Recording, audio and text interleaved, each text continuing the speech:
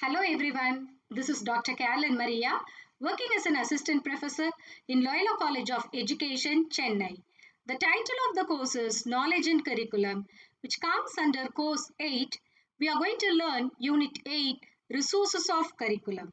This video lecture is going to focus on timetable, syllabus, textbooks, co-curricular activities, extracurricular activities, children's literature, teacher's handbook. So the learner will be able to gain knowledge about the student's community and understand the influence of timetable, syllabus, textbooks, co-curricular activities, children's literature, teacher's handbook as resources of curriculum. Before going into the resources of curriculum, first of all, we need to have thorough knowledge of the students. And this could be understood in two aspects: sociological background of the students and psychological background of the students. So sociological background of the students are which comprises of the socio-economic status of the family and family background, culture, values, language, religion, environment, their region, etc. Psychological background of the student depends upon the individual differences in relation to their cognitive, affective, and psychomotor abilities. So student community are called as the resource for curriculum to whom we are transacting the curriculum. So the student community are varied. They come from different cultural background, different societal background, and their mental ability is also different.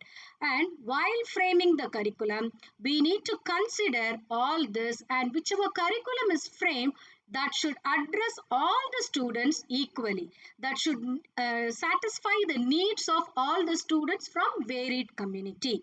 So while selecting the content, we have to be extra careful in order to address the entire public or entire student community, for which we need to have the parental cooperation, religion, language, cultural background, attitude, aptitude, aspiration, career choice, values, etc. So these aspects are also taken into consideration while framing the curriculum.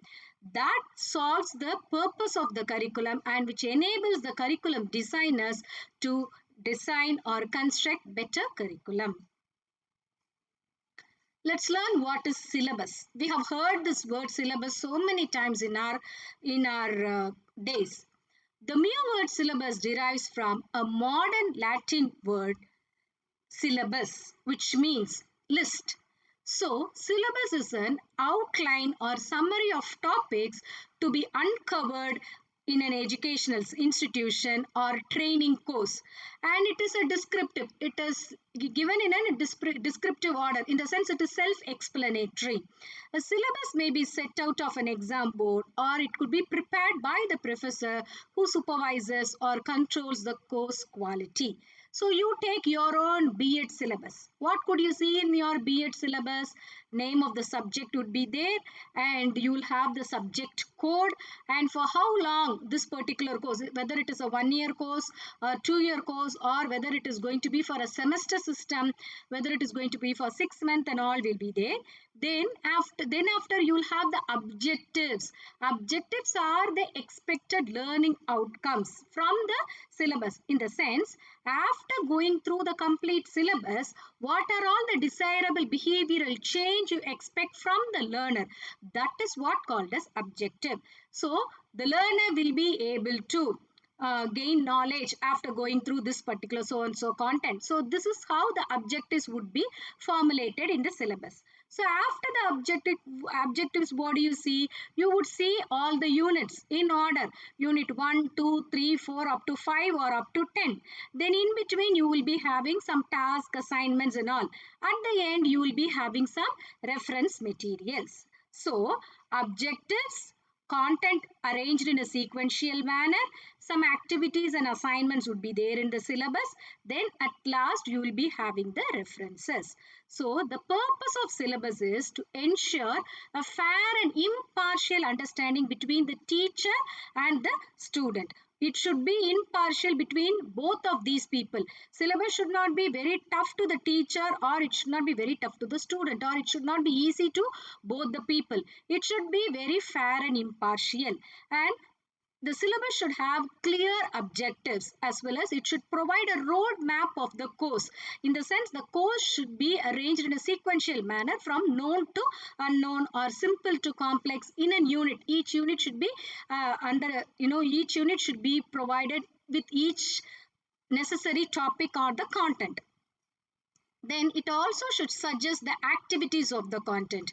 Then after, it should be even providing a marketing angle also. For an example, if you wanted to go for a certificate course or a diploma course, or if you want to even go for your further post graduation and all, when you want to pursue some course, what do? You just first go through the syllabus. So the syllabus should be a brand ambassador, or it should be like a sort of advertisement in order to grab the attention of the students to get themselves enrolled in that particular course. Okay, so it should have the marketing angle by which it should be attractive. And syllabus will often contain all the reading list, that is the references, relevant books or articles, and which are compulsory or even optional for the students to read. Let's focus on what is timetable. Timetable is a particular sort of program or a planned schedule which is followed in every schools and colleges. All the educational institutions are having this timetable. So timetable gives a clear vision as well as comprehensive picture to the school or college activities, because it gives information in relation to what work is being done during which period, where, by whom, when. So it answers all these questions. So it is a complicated task, because framing timetable is a complicated task because it determined by the number of factors and conditions which change place to place and from school to school. For co-ed schools, we have separate timetable. Schools which are exclusively for boys, separate timetable. Matriculation schools, different timetable. Government schools, different timetable. So depends upon the different board as well as different nature of school, timetable keeps changing. What are the principles for making a good timetable? As I told you already, depends upon the type of school, whether it is girls school, boys school or co-educational school, whether the school is in urban area or a rural area, whether the school is secondary school or senior secondary school. Accordingly, timetable changes. And it depends upon the regulations, that is department regulation. For example, during the course or number of periods, for example, mathematics and science subjects would be allotted more number of periods when you compare to the languages or social sciences. So it depends upon the need of the or difficulty level of the subject, number of periods would be allotted and amount of time available. So the whole academic year you are supposed to calculate. Before framing the timetable, you need to take into account number of working days for an academic year. And syllabus, what syllabus has to be uncovered in that academic year, that has to be taken into account. Then excluding all the holidays, excluding all the government and national holidays or local holidays or school holidays. Then after excluding all the examination days, admission days, what are the exact dates we have, how many periods we have. Accordingly, the weightage should be given equally to the different subjects. So the length of the school year or the total number of holidays should be calculated before framing the timetable.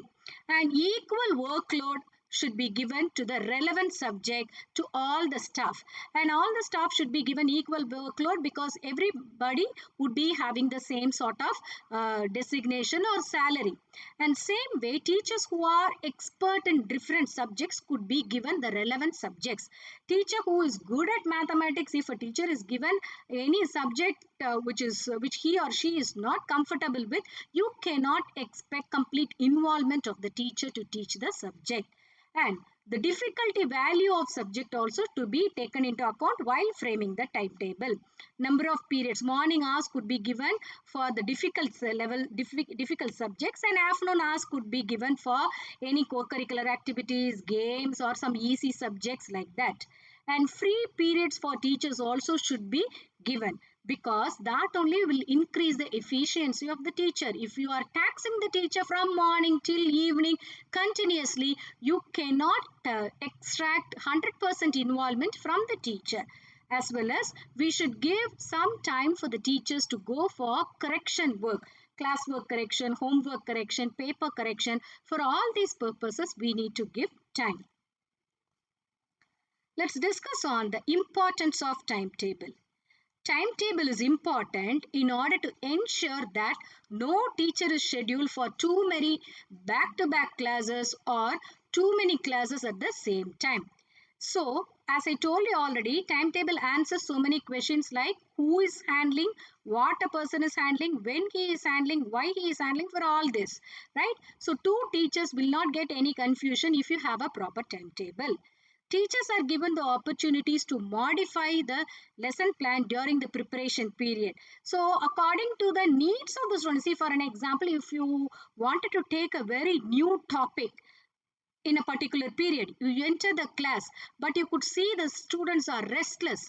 According to the mindset of the students, you can just go for an activity on that particular period, and the next period you can go for, that is the coming period, you can go for the teaching. You can go for fresh teaching in the next day morning. So according to the mindset of the students, we can change the time, we can change the activities according to the needs of the students, by which we can collaborate with our colleagues also. So timetable allows the students to know exactly when a specific subject is scheduled. Accordingly, the students can bring their classwork note, homework note, and they can be prepared for the class. So a well-constructed timetable establishes the natural rhythm and routine which can be confronting to the teachers as well as students. So each educational institution should follow a proper timetable in order to make their teaching learning process very effective.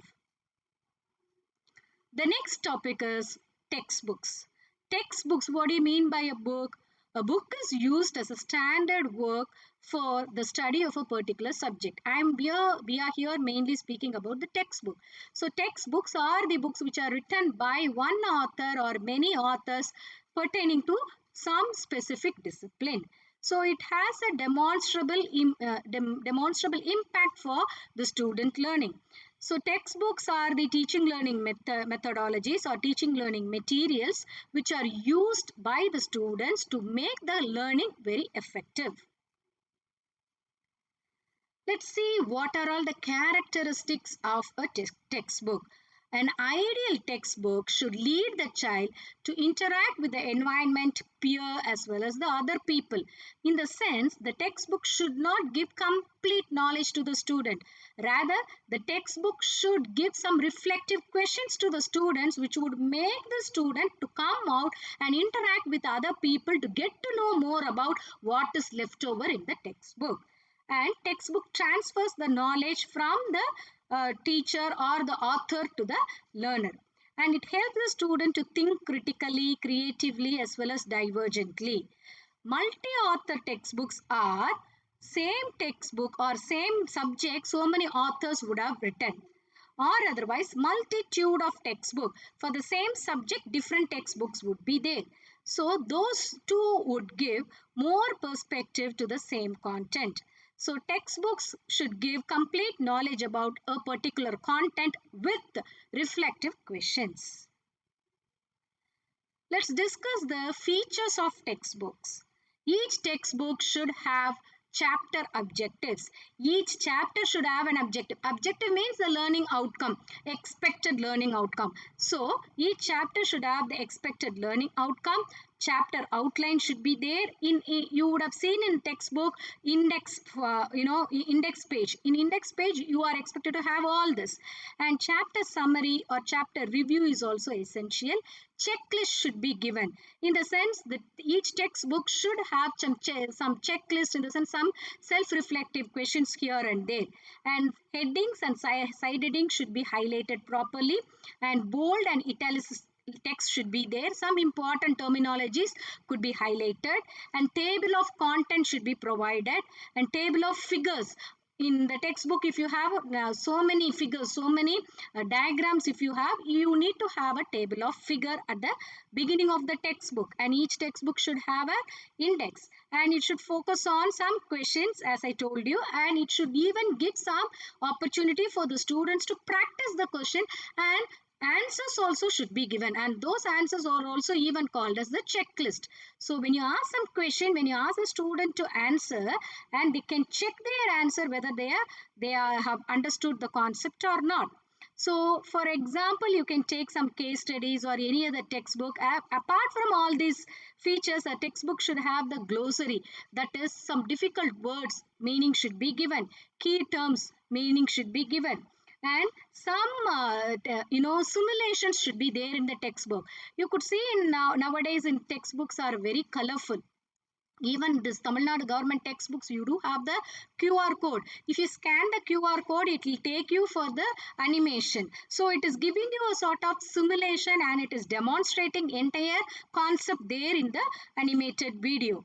And textbook should have this map, and timelines also should be given. That is, each line should have these many words, each page should have these many lines. So all these rules to be followed. And each and every concept should be explained properly with necessary illustration, that is example, including some evidences like photo, chart, diagram, figure, etc. And multimedia also should be incorporated. For example, textbook also should be even given in a digital format also. And pronunciation guide also should be there. For an example, any difficult new terminology if you come across with, the proper pronunciation also should be given there. So the simplest aids, like bold and italic form, or otherwise the chapter summary and outline, these are very essential when you are selecting a textbook for your study. How are we going to analyze the textbook? We can analyze the textbooks in two ways, externally and internally. External analysis is pertaining to the cover page. How far attractive the cover page is. It need not be with glossy cover page, very bright, beautiful colors and all. Rather, it should be pleasing, and it has to attract the reader. And title has to be very catchy, crispy, and very brief in. And details about the author. Each textbook should be provided with the author's detail, so by which we'll come to know whether the author is a reputed author or not, and where the textbook is published, whether it is published by a very famous publication, okay, either it is national publication or international publication, etc. And external analysis includes the unit, chapter heading, subheading, graph, chart, and reading guidelines. All these we are supposed to analyze. And important terms, whether it is given in italics or bold, or if it is given in different color, table of content, appendices, bibliography, glossary, whether all these are available in a textbook. Then internal analysis, when you take, you need to go through the content, what is given in the textbook. So when you read the content, you need to have a clear idea. Okay, so you have to check whether the content is arranged in a hierarchical manner, from simple to complex, from easy to difficult.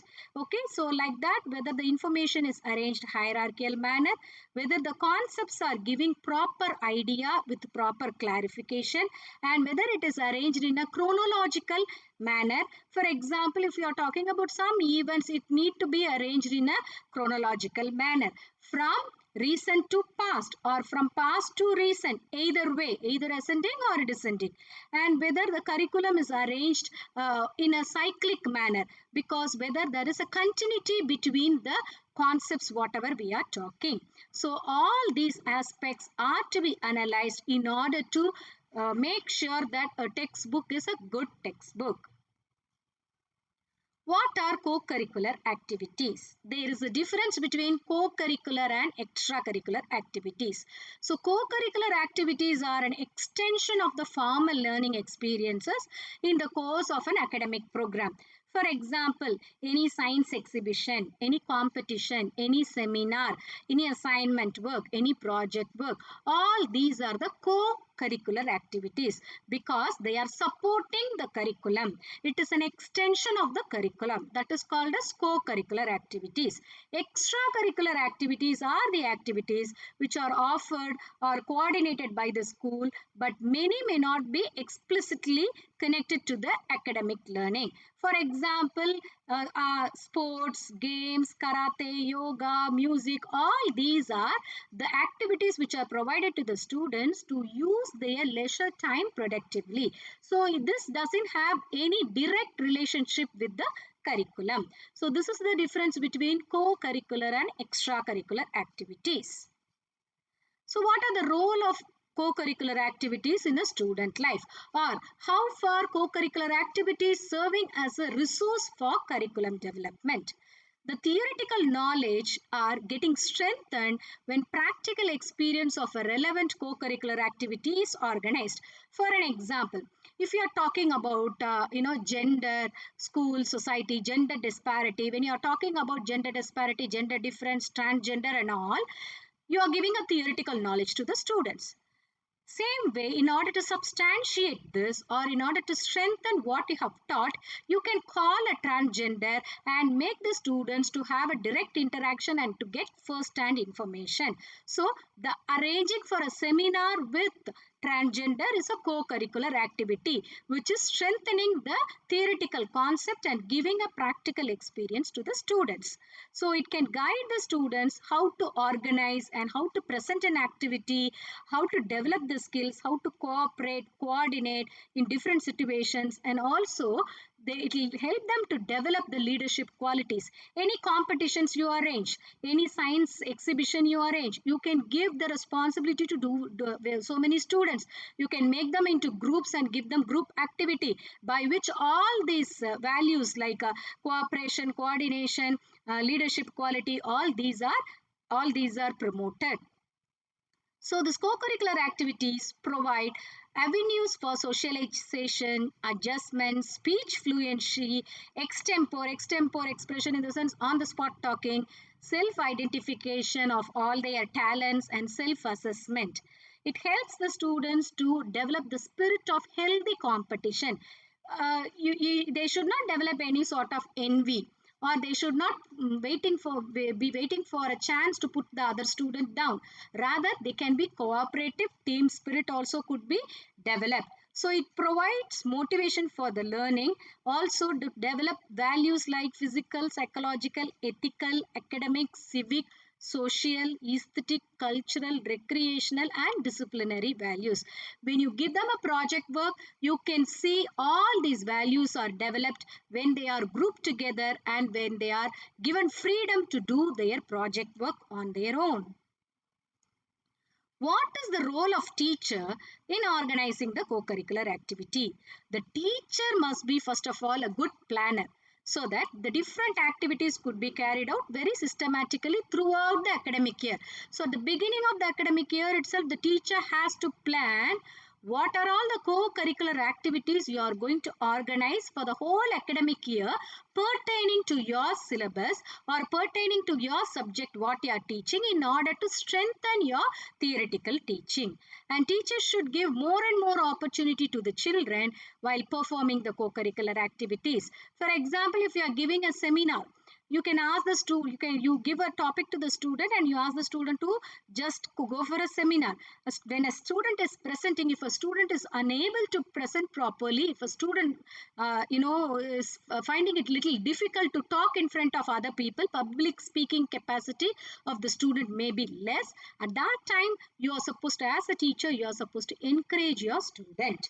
So the teacher can introduce some new innovative programs, and teachers should explore the students for the maximum experience, and teachers should act as a director, recorder, evaluator, manager, decision maker, advisor, motivator, communicator, coordinator, facilitator or guide, etc. These are some of the indoor and outdoor activities you can just go through.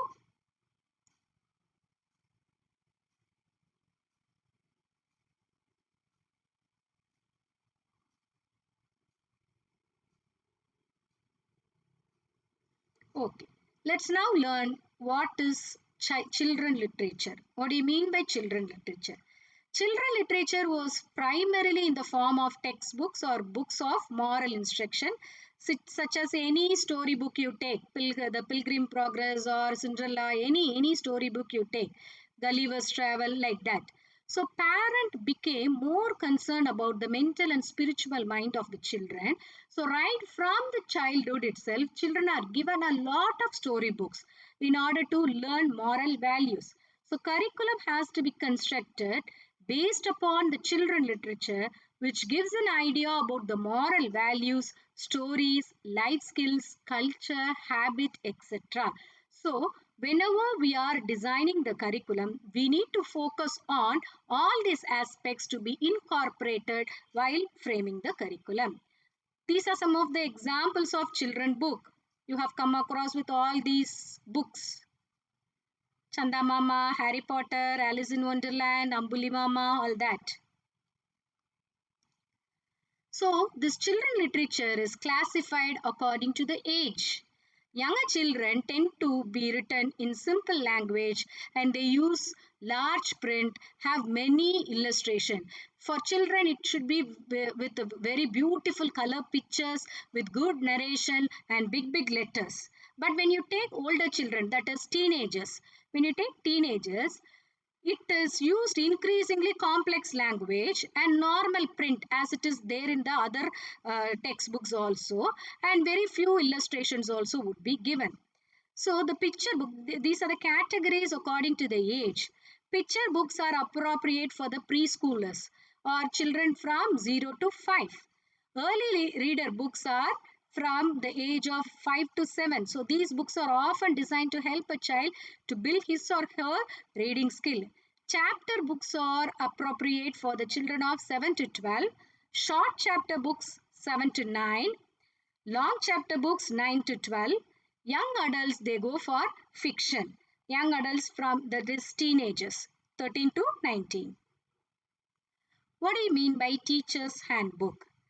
Teacher's handbook is a book which consists of the rules and regulations of the teacher or code of ethics of the teacher. So teacher's responsibilities towards the students and towards the management and towards parent and towards stakeholders should be there in the teacher's handbook. For example, a teacher should have give foremost consideration for the students' well-being. Teachers shall act or shall be seen to act with justice. Teachers are not supposed to be partial, and teachers shall not use professional relationship with students for their private advantage. These are some of the rules and regulations given to the teachers, which are at the beginning of the academic year by each and every institution.